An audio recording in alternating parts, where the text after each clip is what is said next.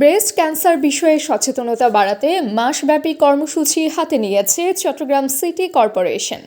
বুধবার সকালে Chittagong medical college হাসপাতাল চত্বর থেকে প্রেস ক্লাব পর্যন্ত আয়োজিত র্যালিতে প্রধান অতিথির বক্তব্যে city mayor doctor Shahadat Hossain বলেন, সুস্থ নগরী গড়ে তুলতে স্বাস্থ্য সচেতনতা বৃদ্ধির বিকল্প নেই।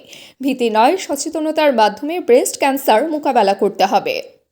তিনি জানান, অক্টোবর মাস জুড়ে র্যালি, স্কুল কলেজে সমাবেশ, প্রদর্শনী, টকশো, গণমাধ্যম প্রচারণা ও লিফলেট বিতরণ সহ নানা কার্যক্রম পরিচালিত হবে।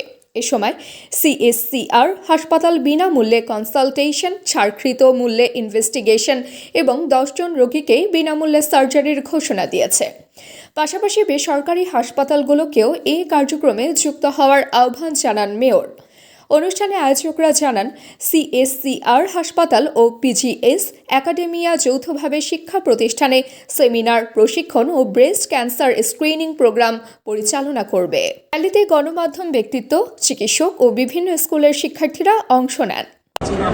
নিজেরও পিঙ্ক কালার করেছে।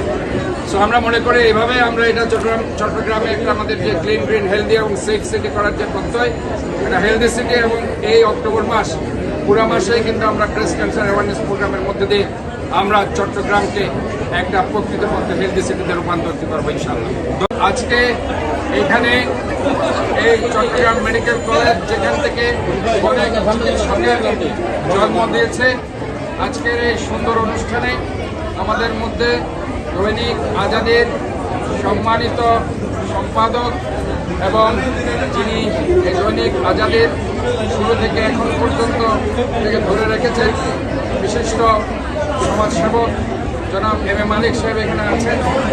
আমাদের মধ্যে আমাদের এই বড় ভাই এই চট্টগ্রাম মেডিকেল কলেজের সবুজ চত্বর থেকে এখানে শ্রদ্ধেয় শিক্ষক, আপনারা জানেন যাদের হাত ধরে আজকে আমরা ডাক্তার হয়েছি, আমাদের শ্রদ্ধেয় মঞ্জুরুল ইসলাম স্যার, গুফরানুল হক।